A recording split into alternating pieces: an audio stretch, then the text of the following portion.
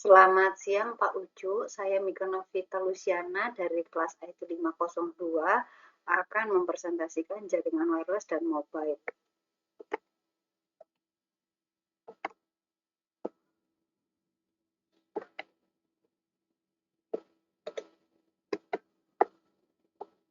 Prinsip kerja Wi-Fi yaitu adanya sinyal radio.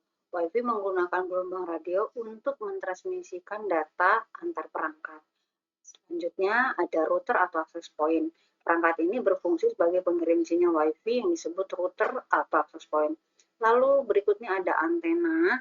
Antena ini adalah serangkaian dari yang melengkapi router untuk mentransmisikan sinyal Wi-Fi ke perangkat penerima.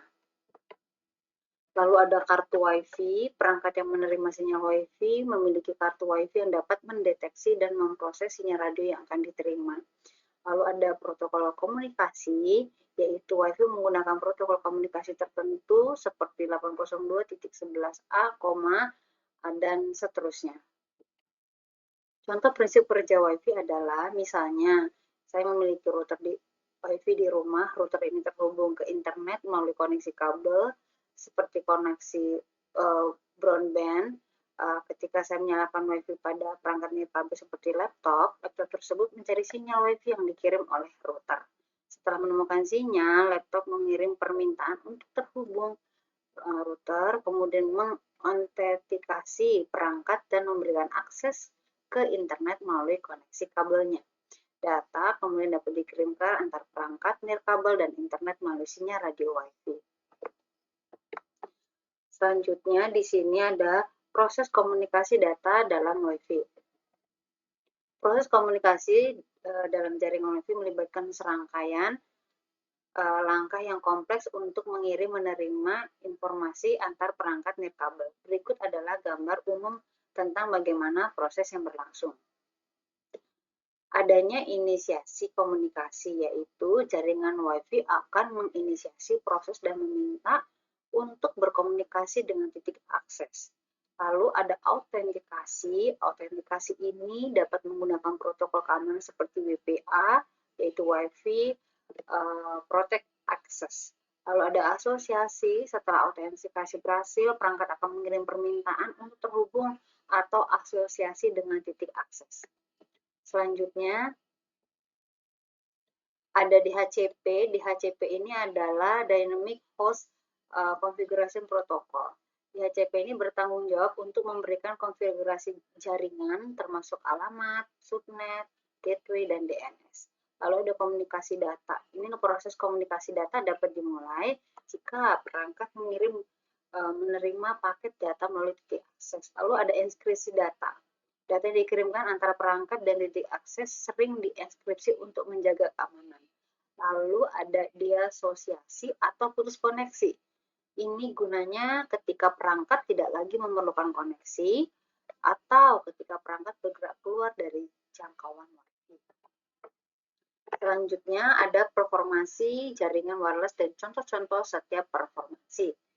Performasi jaringan wireless dapat diukur dengan berbagai parameter yang mencerminkan kualitas dan kinerja jaringan tersebut. Berikut parameternya. Ada bandwidth, yaitu lebar pita. Bandwidth mengukur seberapa besar kapasitas jaringan untuk mentransfer data. Contoh, jaringan dengan bandwidth 100 Mbps dapat mentransfer sebanyak 100 data megabit per detik. Lalu ada latensi atau jeda waktu. Latensi mengukur waktu yang dibutuhkan untuk mentransmisikan data dari satu titik ke titik lain dalam jaringan. Contohnya, jaringan dengan latensi rendah memiliki jeda yang kecil yang sangat penting untuk aplikasi real time seperti penggunaan video, game online. Lalu jitter. Jitter ini adalah variasi waktu dalam pengiriman paket data atau fluktuasi dalam waktu pengiriman. Selanjutnya, contohnya ini adalah jika paket dikirim dalam jeda waktu yang tidak konsisten, hal ini dapat menghasilkan jitter yang dapat mengganggu aplikasi yang sensitif terhadap waktu seperti VoIP ya, atau Voice over Internet Protocol. Atau ada lagi di sini parameternya paket loss atau kehilangan paket. Paket loss mengukur sejauh mana paket data hilang selama transmisi. Contoh, jika 5% data hilang dalam perjalanan, hal ini dapat mengakibatkan degradasi kualitas layanan dan mengganggu aplikasi seperti streaming video. Lalu ada trackport. Ini mengukur jumlah data yang dapat ditransfer dalam suatu jaringan dalam suatu periode. Contohnya, meskipun suatu jaringan memiliki bandwidth tertentu, trackport-nya dapat lebih rendah karena adanya overhead atau gangguan dalam jaringan. Selanjutnya ada range atau jarak. Range mengukur sejauh mana sinyal dapat mencapai dalam jaringan wireless jika jangkauan jaringan WiFi mencakup seluruh rumah. Selanjutnya ada yang namanya sinyal strength atau kekuatan sinyal. Kekuatan sinyal ini mengukur seberapa kuat sinyal nirkabel suatu lokasi. Contoh, menerima WiFi dapat mendapatkan sinyal dengan kekuatan yang cukup tinggi, dapat memiliki koneksi yang stabil. Lalu ada security keamanan. Di sini parameternya mencakup berbagai langkah keamanan yang diterapkan dalam jaringan wireless untuk melindungi data dari akses yang tidak sah.